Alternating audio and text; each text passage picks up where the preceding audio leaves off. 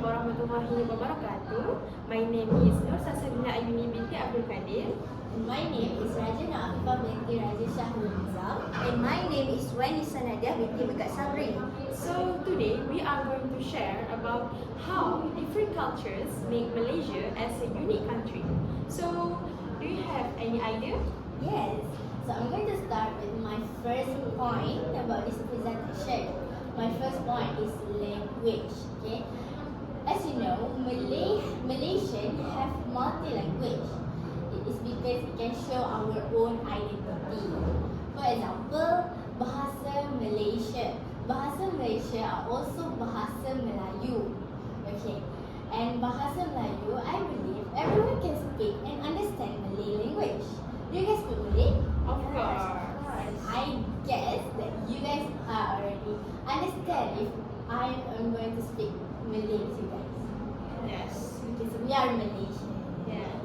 And the second one is English language. English language is very, very important because it was our second language. And we are usually use English language in business, in higher education, and if we are enter the university, of course, we are going to study in English in all topics. So it is very important for us to understand English language. And third one is Chinese dialect. We have two Chinese dialect in Malaysia. For example, Mandarin and Cantonese. For Mandarin, Mandarin are usually used in Chinese school, and Cantonese are usually used in cities such as Kuala Lumpur and Ipoh. I guess you guys are familiar with Mandarin dialect. Yes. And the last one is Tamil. Tamil are usually used by Indian community. Okay. And for me, Indian language is very, very attractive because it was difficult for us to understand. Yes, I agree. I really agree with you. Yes, and it was very unique language, which is Tamil. And what about the other point? I think I really agree with you because I think because of all of our multi-language, like you say earlier, so it makes us as a one country really a harmony because sometimes we can understand their language or learn about their language. So I have another point which is about celebration. So celebration, the first celebration I want to say is about Hari Raya Aidilfitri. So if you guys heard about Hari Raya Aidilfitri, do you guys excited about that? Yes, of course. Yes, of course, right. So I think all of Muslim people really excited when Hari Raya Aidilfitri is arrived. And usually when Hari Raya Aidilfitri, we will spend it with our own family, right? So, but before we celebrate it, we usually go back to our hometown, right? And then actually Hari Raya Aidilfitri, we celebrate it because we want to thankful because of 1 month we fasting. It's very tired, right? And so because of that, we celebrate Hari Raya.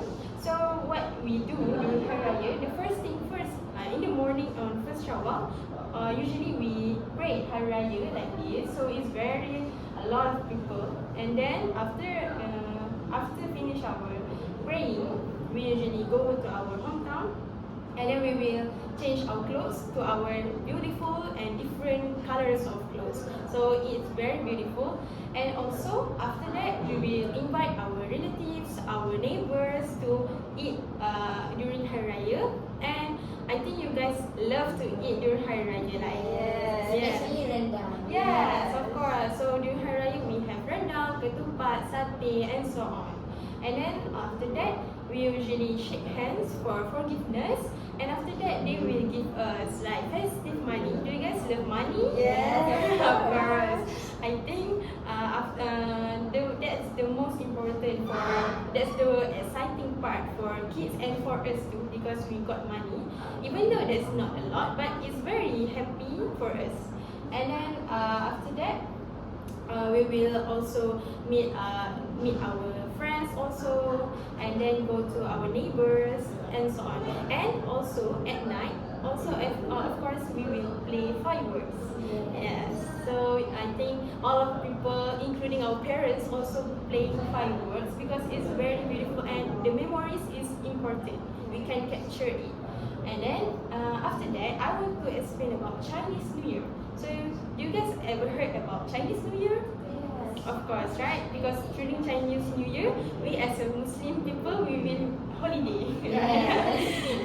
so for Chinese New Year, I think you guys heard, but I want to share what they usually do during Chinese New Year. So actually, Chinese New Year is also Spring Festival. So they celebrate Chinese New Year because they want to remove the bad things, remove the old things, and they want to welcome the good and the new things. And then they also like us, they will go to their hometown to celebrate it, gather around the table, and then eat something like their traditional foods, and also they will wear their traditional clothes, and also they will get the most important like us, we get festive money, but for them they will get red packet which is ang pao. Yeah, so that's the same like us, right? And also the unique part is they have their lion dance and dragon dance, which is very unique because not all people can do it. Right? Okay, the next thing is Deepavali. So actually, if you heard they say Diwali, actually it's same as Deepavali. And then Deepavali usually celebrated by Hindu, but not only for Hindu, but also for Buddhist, Sikh, and also for Jains. And they celebrate it, and also when they celebrate it, they will wear also their traditional clothes, and also they will do some art or design during using rice, sometimes using sand, flower or floor, and it's very unique and it's very beautiful because not all people can decorate it right.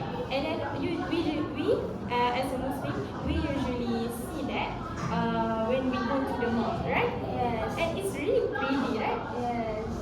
Okay, so the next part is Christmas. Christmas is also pretty because they usually decorate their tree, and also they will get their presents, and also they will give presents to people. And then the next one is Gawai Day. Gawai Day is also unique because their clothes is very different from another people, and they also do some dance. And also the last is Taipusa. So do you have any other point? Yes, we have been talking about the language in Malaysia, the celebration in Malaysia, but do you know the most exciting part in Malaysia is? What is that? Which is food. Do you guys love food? Of Yes, course, we love food. So, food in Malaysia is very unique because it has a different type of dishes and it has a wide range of food. So, this is because every culture in Malaysia have a different type of traditional food. For example, for Malay, we have nasi lemak, satay, and also rendang. So usually, like Afifah said, you love to eat rendang when Hari Raya, right? So usually we eat rendang during Hari Raya celebration. So other than that, for Chinese people, they have Yisang. Yisang also found when they eat dinner during Chinese New Year. So for Indian people, they have Thosai. As you guys can see there, Thosai have a different type of sauce. So different type of sauce have a different flavor. So speaking of flavor, food in Malaysia have a specific element which is flavor. So we have a 4 flavor which is sweet, salty, spicy, and sour. So everyone in Malaysia very love spicy food, right? But also have who doesn't like spicy like salsabila, right? Yes. Yes. I love salty. So, I want to ask you guys, do you know about culture fusion? No, what is that? Okay, let me tell you about culture fusion. Culture fusion is make one dish that that made from two different culture. So, for example, do you guys eat laksa? Yes, of course. That's So, my favorite. Laksa is one of the dishes that made from culture fusion. So, basically, laksa is made from Malay influence and it blend with Chinese.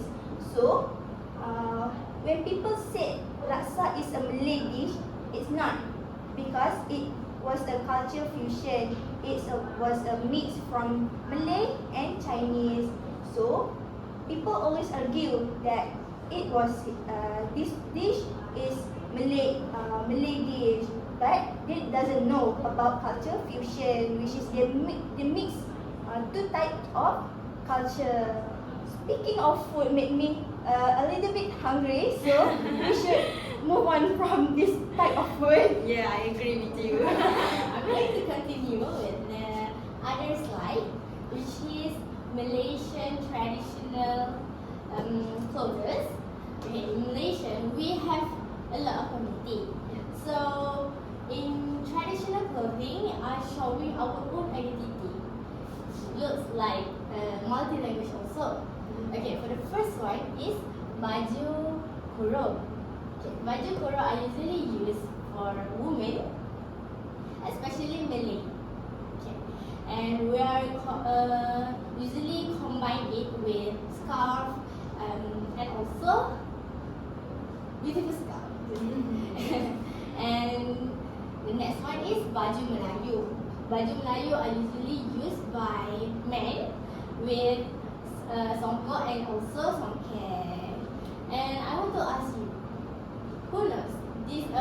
What is the name of this traditional clothes? I know for Chinese people, that's called cheongsam and tangsu. Yes, that's correct. And I know for Indian people, this is called sari and this is called dhoti. Also correct. Yeah. Okay. For Chinese, they also love to wear red, right? Yes. Yes. Yes, and For Indian, I think that was a very unique. Yes, yes. Actually, also dreaming of wearing this kind of clothes like sari or cheongsam because it's very unique and very different. Maybe because I never tried it in my life, so I hope that I can try it once in my life. I see your point, sir. Because I also have been dreaming to wear the sari because it has a different type of color, a colorful Yeah. clothes, right? Yeah. Because but in baju kurung we also have a colorful dress, but the sari is more interesting. Yes, agree. I agree with you. Yeah.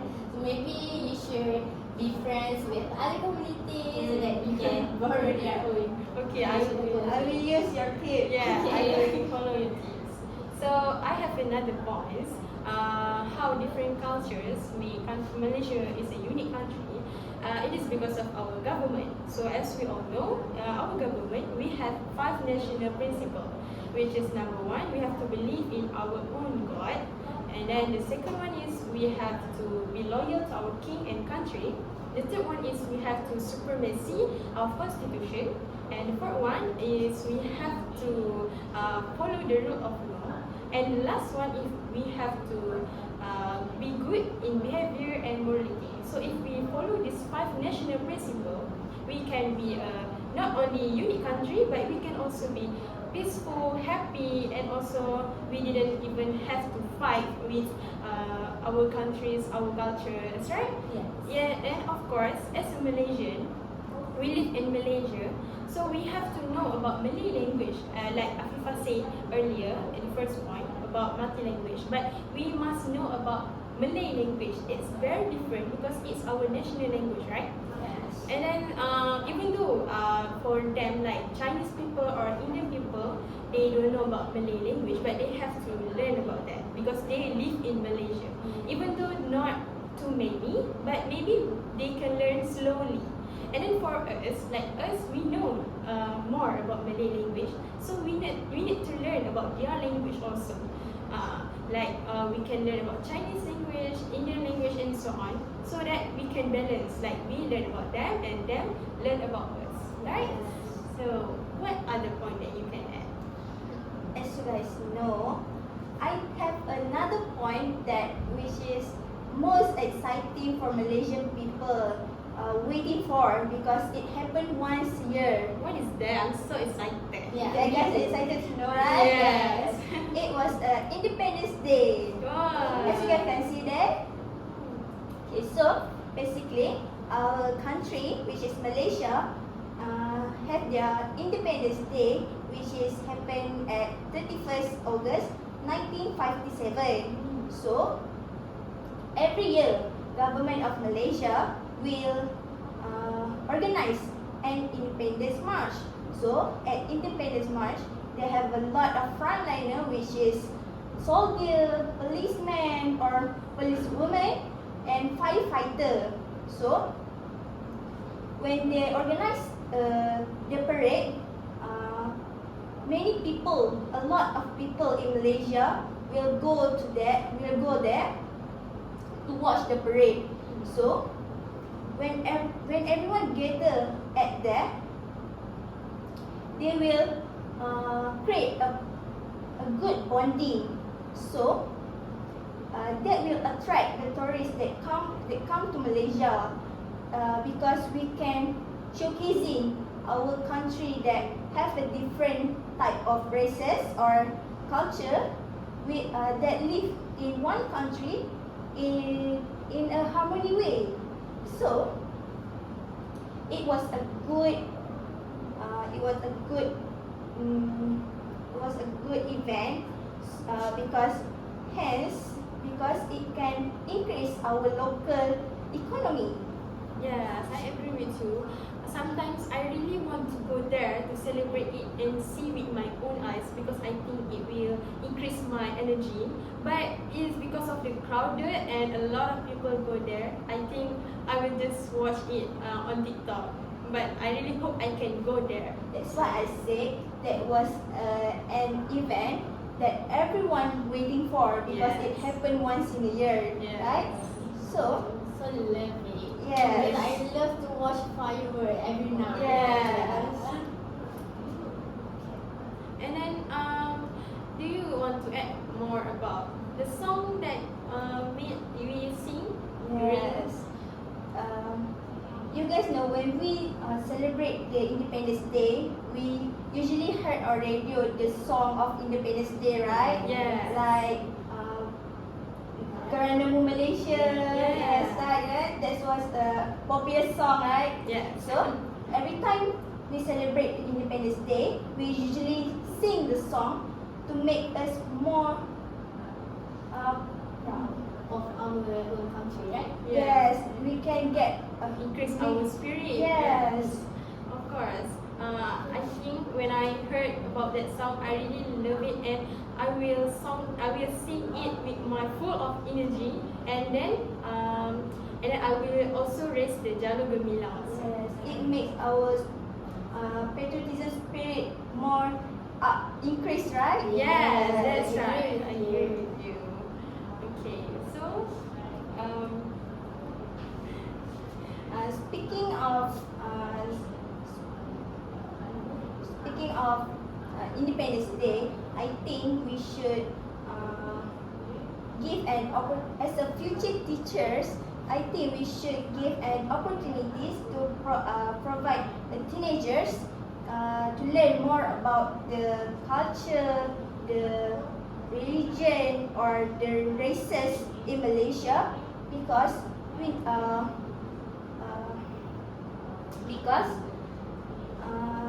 teenagers will lead the country in the future. Yes, I agree with you, Sad. Who knows? After this, in the future, there's a lot of teenagers who are understand about our country, our culture, so that they can be prime ministers. Yeah. And they can show us good moral and also behavior to us. yeah, I think that's the most important because I think the future leader or the future people, they must know about even though we are different cultures or different people, but we are still in one country. We are still one. Okay, so I think that's the end of our discussion, right? Yes. So I think that's So thank you.